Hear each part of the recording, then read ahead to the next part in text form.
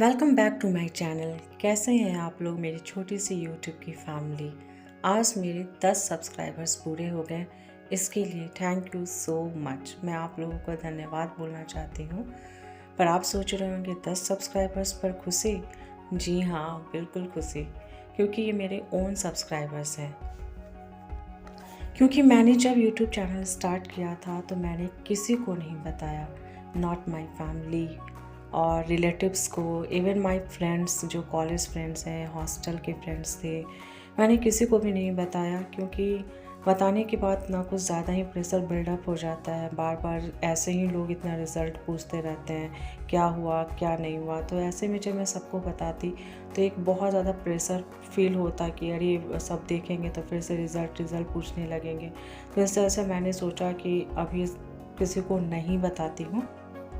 आगे मैंने अपनी वीडियो में स्ट्रैटेजी बताई है, तो आप पूरी वीडियो को ज़रूर देखें। मेरे एक वीडियो पे कमेंट आया था प्रिया का कि आपका घर कहाँ है। तो मैं बताती हूँ कि मैं born and brought up in Patna, मतलब मैं पटना में ही मेरी जन्म स्थान पटना ही है, यहीं पर मेरी स्कूलिंग हुई है और मैं बिल्कुल प्रॉपर पटना की हूँ। प्रॉपर पटना का मतलब होता है कि मैं मेन पटना में ही रहती हूँ, यहीं से मेरी स्कूलिंग हुई है। बस मेरा ग्रेजुएशन जो है वो आउट ऑफ बिहार हुआ है। और प्रिया का मैं धन्यवाद बोलना चाहती हूँ कि वो मुझसे जुड़ी है। फिर उसके बाद ये देखिए, मैंने बोला था ये क्राउन का बिहार जनरल नॉलेज, जो कि रितेश कुमार राइटर हैं इसके, इस बुक को आप ले सकते हैं क्योंकि मैंने भी इसी बुक को फॉलो किया है। इस बुक में देखिए जो क्वेश्चन पूछे जाते हैं कि 1857 का रिवॉल्ट होता है तो वो बिहार से एसोसिएटेड होता है। कुंवर सिंह का क्या रोल था, क्या म्यूटिनिटी दानापुर से स्टार्ट हुई थी, ये सारा का जो आंसर्स होते हैं ना यहीं से बनते हैं। तो मैंने इसी बुक से इसको आंसर जो था अपना जो है शॉर्ट नोट्स करके बनाया था, क्योंकि क्वेश्चन ये बिल्कुल आता है। फिर 1942 का ये क्विट इंडिया मूवमेंट जो आपने देखा था जयप्रकाश नारायण वाला, वो भी इसी बुक में है। तो क्राउन की बुक बहुत अच्छी है। हिंदी मीडियम वाले चाहें तो बिहार समग्र ले सकते हैं। जब आप बुक पढ़िएगा तो आपको उसमें सब कुछ समझ आ जाएगा, आपको एक एक टॉपिक क्लियर हो जाएगा। आर्ट एंड कल्चर के लिए देखिए इसमें मौर्य आर्ट है, पाल आर्ट है, मधुबनी पेंटिंग है, ये सारी की सारी जो है इसी बुक में दी हुई है। तो बुक पढ़ना बहुत ज़रूरी होता है। उसके बाद मुझे अपना जो है कपड़ा डालना था, तो मैं कपड़ा डालने बालकोनी में चली गई और थोड़ा रिफ्रेशमेंट फील भी करना था, क्योंकि बहुत देर से मैं बैठी हुई थी और 2 घंटा बहुत मैक्सिमम हो जाता है मेरे लिए, तो फिर उठना ही पड़ता है मुझे।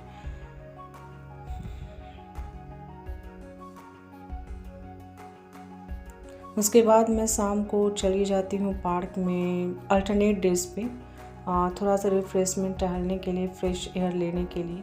वैसे ये क्लिप मेरा कुछ दिन पुराना है, लेकिन मैं आज गई थी और एक दिन बीच करके छोड़कर मैं ज़रूर जाती हूँ। वहाँ पे कुछ बच्चे मेरे फ्रेंड्स जैसे बन गए हैं, तो उनसे मिलने पे बहुत अच्छा लगता है और एक मेस्मराइजिंग मोमेंट जैसा लगता है, फ्रेश एयर होता है। क्योंकि मुझे थोड़ा सा यहाँ जो रूम मैं ली हूँ बहुत ज़्यादा, यहाँ पे नॉइज़ तो इतने हैं, इतने ज़्यादा शोर हैं बच्चों के और जो इधर उधर फैमिलीज़ जो रहते हैं उन लोगों का बहुत ज़्यादा शोर है। तो इसके लिए मैं रिफ़्रेशमेंट लेने के लिए पार्क जाती हूँ और ये पार्क बिल्कुल मेरे जो मैं भी फ्लैट लेके रह रही हूँ उसके ठीक बगल में ही है। और मैंने आपको बताया है कि मेरा घर पटना में ही है, तो मैं फ़्लैट लेकर क्यों रह रही हूँ, क्योंकि मैंने इससे पहले एक वीडियो बनाया था कि क्या रीज़न है। क्योंकि थोड़ा फैमिली में लोग आते हैं, गेस्ट आते हैं, आपको मिलना होता है, फिर कोई रिलेटिव आ गया, किसी की पार्टी हो गई, तो ये सब बहुत सारा चीज़ होता है, इशू होता है घर पे। तो इस वजह से मैंने फ़्लैट लिया था। उसके बाद मैं घर में आके जो हूँ लैपटॉप ऑन की थी, लैपटॉप ऑन करके मैंने अपना जो है स्लॉट स्टार्ट किया था, क्योंकि ये लैपटॉप में मैं पोमोडोरो टेक्निक अप्लाई करती हूँ। इससे पहले भी मैंने एक वीडियो बनाया है पोमोडोरो टेक्निक पे, अगर आप चाहते हो तो देख सकते हो। वैसे ये बहुत कॉमन है, सभी लोग इसे देखते हैं। तो मैंने जब इसे स्टार्ट किया पोमोडोरो टेक्निक को, इसलिए क्योंकि मुझे कंसंट्रेशन प्रॉब्लम, यहाँ पे भी वही हाल है मेरा, तो थोड़ा सा हो रहा था, तो मैंने इसे स्टार्ट किया था। तो मैं बता रही थी ना कि जो कोचिंग में भी नोट्स बनते हैं तो वो बुक से ही बनते हैं, ऐसा नहीं है कि वो कहीं से इधर उधर से बनता है। तो अगर आप बुक प्रॉपर पढ़ोगे ना तो उससे आपको समझ भी आती है, अंडरस्टैंडिंग डेवलप होती है जब आप खुद से बुक पढ़ के नोट्स बनाते हो। तो ये मेरा मानना है कि ऐसे आपको ज़्यादा जो है बेनिफिट होता है कि आप समझ कर बनाते हो, तो आपके दिमाग में वो बहुत कई लंबे समय तक ये जो है आपको याद रहता है। फिर उसके बाद आप लिखते हो शॉर्ट नोट्स बनाकर, क्योंकि देखिए कहीं भी नोट्स आपको मिलते हैं तो वो बुक से ही बनते हैं। ये मेरा कहना नहीं है, मेरा मानना नहीं है, ये सभी लोग इस चीज़ को जानते हैं कि बुक से ही तो कोई चीज़ बनती है।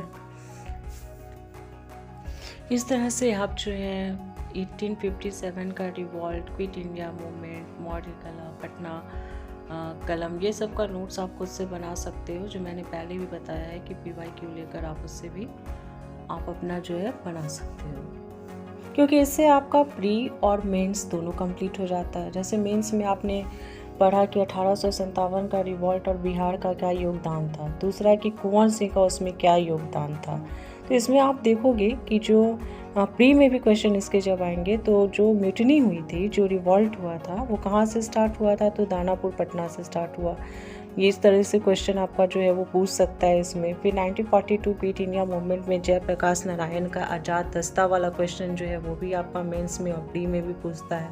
आज़ाद दस्ता जो कि आपका गुरिल्ला बॉन्ड का गुरिल्ला बैन करके शायद कुछ बनाया गया था, कुछ इसी तरीके से था क्वेश्चन। तो ये सब क्वेश्चन जो होता है वो पूछा जाता है। तो ऐसे में आपका मेंस के साथ साथ प्री भी कंप्लीट होता जाता है। धीरे धीरे मैं आपको अपनी और भी स्ट्रैटेजी बताती रहूँगी, क्योंकि अभी मुझे ऑप्शनल स्टार्ट करना है। ऑप्शनल स्टार्ट करने के बाद मैं देखती हूँ अगर मुझे टाइम मिलेगा तो आंसर राइटिंग सीरीज भी स्टार्ट करूँगी मैं आप लोगों के साथ साथ। मेरा भी आंसर राइटिंग स्टार्ट हो जाएगा। धीरे धीरे मैं अब कोशिश कर रही हूँ कि मैं वीडियो लाऊँ और अपनी स्ट्रैटेजी को आप लोगों को बताऊँ, पर अभी तो मेंस का भी टाइम है। देखिए अभी क्या होता है, अभी तो कुछ समझ भी नहीं आ रहा है कि क्या कोर्ट का केस का रिज़ल्ट आने वाला है। तो इस तरह से थोड़ी बहुत परेशानी तो हम लोगों को भी है। और अगर आपको वीडियो आज का अच्छा लगता है तो आप लाइक करें और मुझे बताएं कि आप क्या और स्ट्रैटेजी देखना चाहते हैं।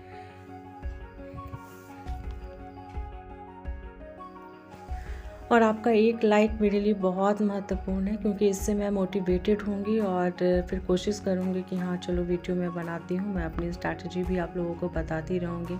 हालांकि मेरा फाइनल सिलेक्शन तो नहीं हुआ है, लेकिन जितना भी मुझे पता है या आता है मैं आप लोगों के साथ शेयर ज़रूर करूँगी।